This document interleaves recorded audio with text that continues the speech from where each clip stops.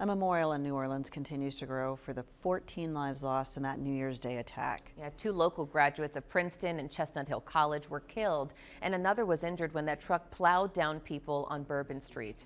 The FBI now says the suspect, who was inspired by ISIS, acted alone. ABC's Christiane Cordero continues our coverage in New Orleans this morning. Tam, Aliana, good morning. You know, this time yesterday, this whole area was silent. This morning, it's vibrant once again as the larger community searches for answers. The FBI and Department of Homeland Security have alerted every U.S. law enforcement agency of the potential for copycats trying to mimic the New Year's Day attack that killed 14 in New Orleans.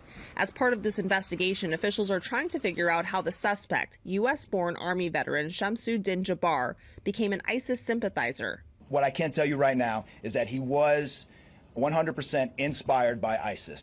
Authorities now believe Jabbar acted alone in the Bourbon Street attack, planting explosives and ramming a rented pickup truck into a crowd. But they're unsure if he was radicalized online, on his own, or recruited. New video shows the moment people began running for their lives after the driver turned onto Bourbon Street. Dozens are still recovering with injuries. Among those killed, 18-year-old Kareem Badawi, a freshman at the University of Alabama. Fun-loving guy, never looked for the center of attention.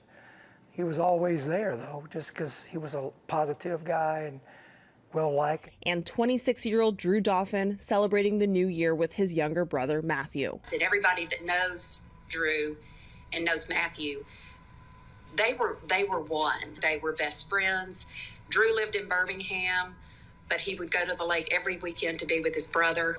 36 hours after the tragedy, the Sugar Bowl kicked off with a moment of silence for the victims, as new flowers, candles, and crosses dot the French Quarter.